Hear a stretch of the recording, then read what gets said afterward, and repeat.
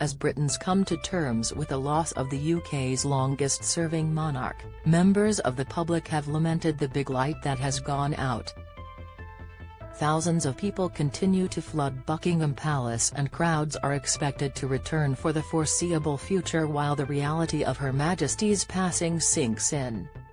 Several passers-by stifled sobs as they looked beyond the pomp of the royal family and pointed to what they viewed as the heart of the matter, that the Queen was at her core a mum and a grandma. Mary said, "It meant a lot to me because I remember when she was quite young, just in her 30s and 40s. I have always admired her. Oh, she was such a wonderful lady. You know, just really kind." That's what anybody that spoke to her said. Mary's granddaughter Ellie said, "I mean, yeah, I think she was a wonderful lady, as well.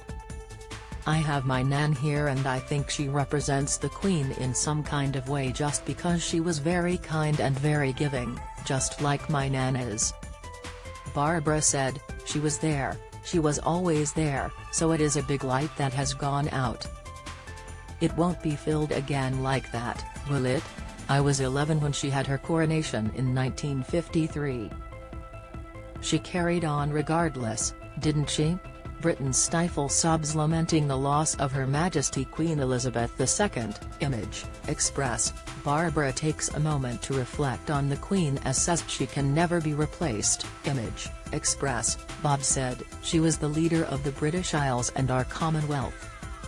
She meant the world to everyone and you can see by the outpouring of the people here, and the floral tributes, that she was just loved." Bob's wife Mel, through stifled tears, said, "It's sad, very sad, because she was a mum and a grandma, like myself." Candidly, Bob added, "She means a lot." Well-wishers from as far away as Canada and the United Arab Emirates travelled to Buckingham Palace to pay their respects to the late Queen on the fourth day of mourning. Waiting in a queue of hundreds along the pavement outside St James's Park, visitors were directed to lay flowers in a designated area in Green Park, after the piles of bouquets were moved away from the front of Buckingham Palace. Read more. "We owe it to our Queen to cherish our union." Express comment, opinion. Hundreds of visitors queue outside Buckingham Palace to pay tribute to the Queen. Image, Express. Grandmother and granddaughter pay homage to the late Queen Elizabeth II. Image, Express. Mourners have also dropped flowers into the fountain in St James's Park by the palace to pay their respects to the late monarch. Flowers and teddy bears, including a stuffed corgi, continue to be laid at the foot of the fountain. The Queen's coffin will arrive at Buckingham Palace on Tuesday after resting in St Giles Cathedral in Edinburgh.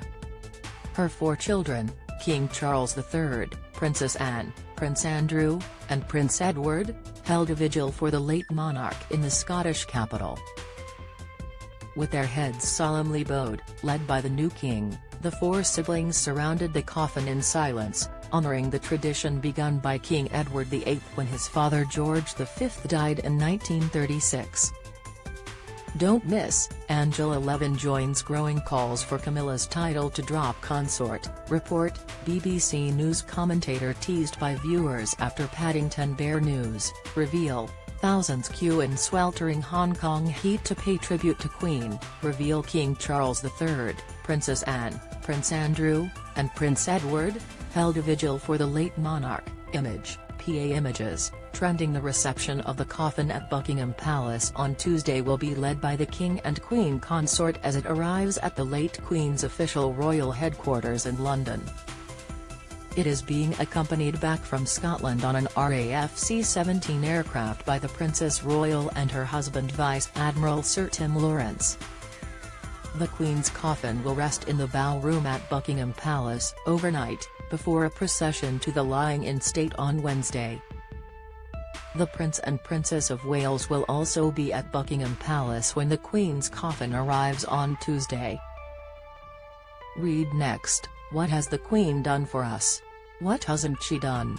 asks Blackburn, who Edward's appearance sparks concern from BBC viewers inside Sarah Ferguson's £30 million Windsor home. Huge queue in Edinburgh as mourners rush to see Queen's coffin. Where else would public be asked to stop leaving marmalade sandwiches?